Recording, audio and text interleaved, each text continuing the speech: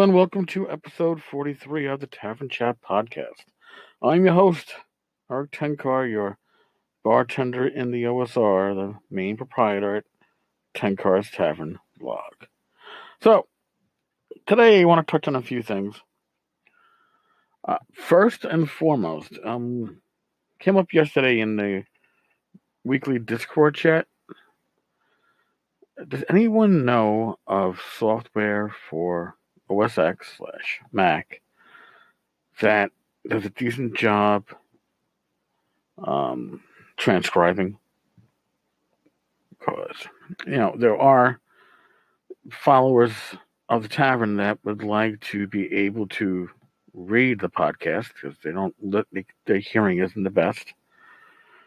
At the same token, if anybody knows of an inexpensive program that can turn the written word into audio, I'd like that too. I know there are readers of the blog or people who would like to read the blog that are unable to because they have visual issues.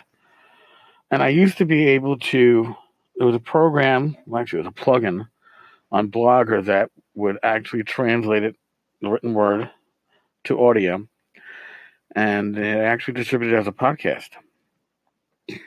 So, if anybody knows of one or the other, please drop a message here, either via the voicemail feature or on the blog post that goes with this one, or you can email me at tankars.tavern@gmail.com, and I'd appreciate it. There's people that would appreciate it too, but I'd appreciate the help. I'd like to get that out there if at all possible. Now, I am still looking at the 1E Player's Handbook, and I'm looking at Appendix 1, Psionics. Now, Psionics it's optional. Psionics are various powers derived from the brain, and they enable characters so endowed to perform in ways which resemble magical abilities. If your DM opts to include psionic abilities in your campaign, they will be determined for humans and possibly dwarves and halflings as follows. Which means, no, your elf, your half-elf, your gnome, your half-orc character, you're shit out of luck. And possibly even dwarves and halflings. It might just be human-specific. Now, before I go too deep into this, I always wondered why psionics were included as they were, because they aren't powers that stand on their own. It's not like spellcasting. You have a cleric, you have a magic user, or a high-level paladin, ranger, whatever. These are abilities that are tacked on top of your regular abilities. Now, your chance to have them isn't huge, but if you do have them, it's a huge boost to your character. I think 2E did a better job with it. One of the few things that 2E did a better job with. I'm not thrilled by 2E, but that's a whole other discussion. 2E did a better job with psionics because it made it its own class, its own shtick. It had its own book, and that, to me, makes more sense than a certain portion of the population having psionics. But in any case, characters with one or more unmodified intelligence, wisdom, or charisma ability scores of 16 or higher might have psionic ability. Now, your base chance, if you have at least one score of 16 or higher, is 1%, double zeros, 1 percentiles. For each 1 point of intelligence above 16, add 2.5 to the roll. For each 1 point of wisdom above 16, add 1.5 points to the roll.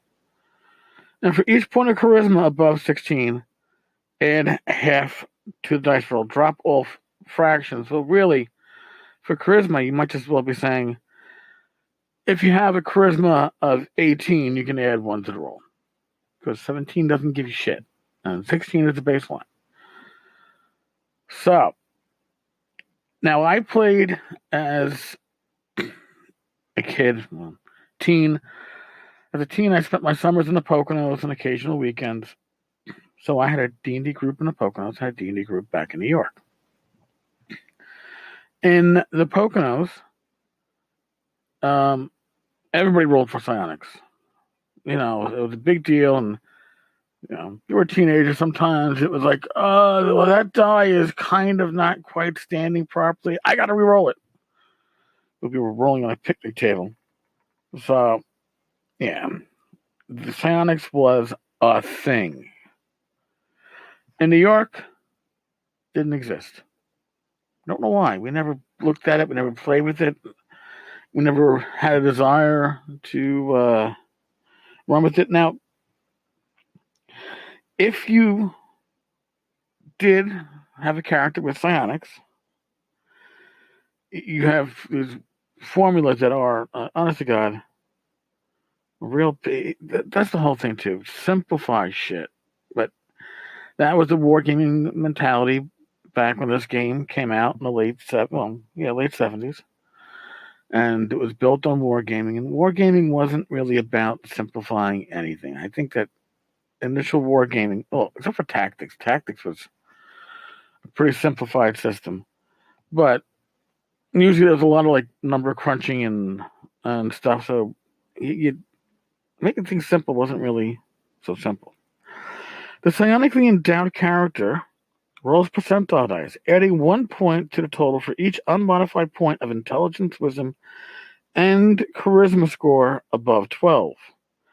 In addition, if 2 of these scores are above 16, the number of points is doubled.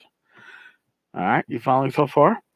If all 3 scores are above 16, the number of points is quadrupled.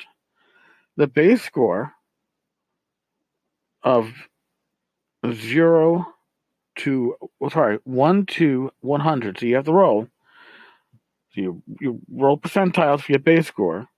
You add your bonuses, and they went from 1 to 72.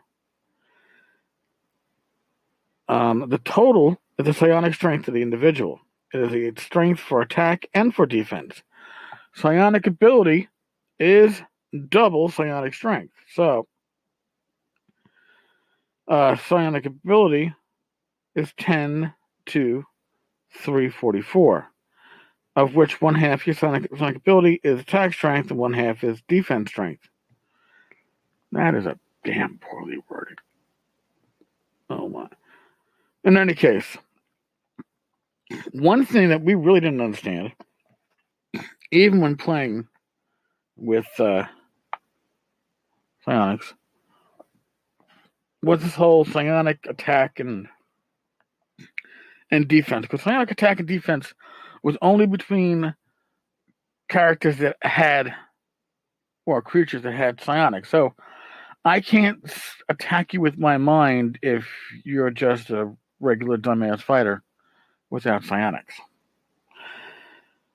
Now, you had a number of attack modes. Rolled percentiles, you got anywhere from 1 to 5 different attack modes, which are chosen by random.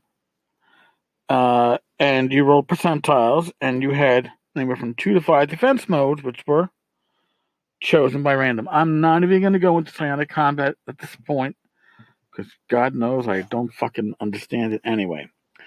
But you had psionic disciplines.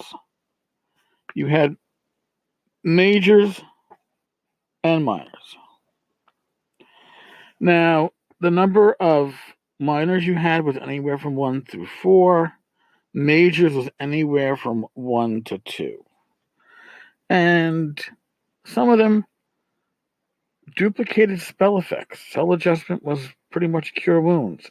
Clairaudience, clairvoyance, detection of good or evil, detection of magic, ESP, hypnosis, invisibility, levitation. Not really precognition. Animal telepathy is kind of like talk with animals. You have stuff that telekinesis, telepathy, Shape alteration, teleportation, astral projection, dimension door.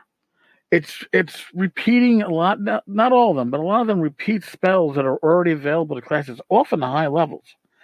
And you could, in theory, start with Dimension Door. If I recall correctly, it's a 4th level spell for a wizard. But yeah, you could have Dimension Door as at first level. Okay, because you had Psionics. I don't know. I haven't done the research to find out what Gary's reasonings were for including Psionics in this book. It doesn't look like it was well tested, at least in retrospect. I could be wrong. I think it would have worked much better. I think it does work much better as its own class, where your abilities level up.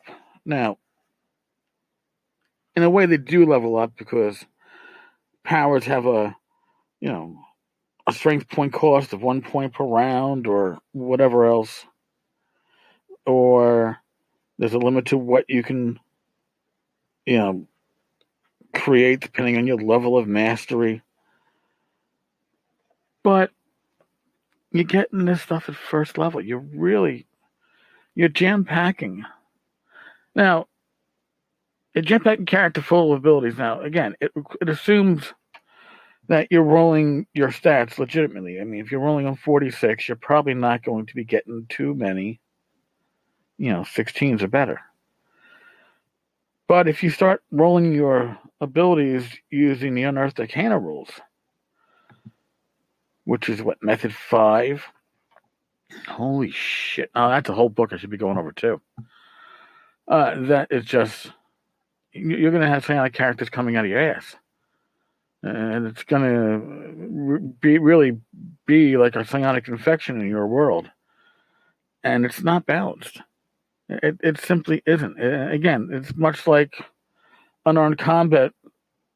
It was something that was like, well, we got these rules. Let's throw them in and see if they stick. Again, we never used the psionic combat rules that were in the player's handbook because they really made no sense to us as teens. I'm sure other people got great use out of them. I'm not saying they're bad. I'm just saying that we didn't understand them as written. I think it's something that you'd understand better if you saw it in play, but we never had, so we never had that opportunity to figure it out. All right, I don't want to overstay my welcome today. It is a Thursday. We had nice rains last night. I actually had a feeling that I thought we were going to have like thunderstorm activity in the background of this podcast, but the rain cleared up about an hour ago. Sun's peeking out. Go figure. Next couple of days will be in the 90s. Shoot me. I am not made for heat. This is why I'm not living in Dallas. I'm in New York. Sometimes you can't tell the difference. All right. Be safe. God bless. Roll your dice well. And I will check in with you tomorrow, maybe with the Unearthed Arcana. We'll see. I'll have something, I'm sure. Later, folks. Be good.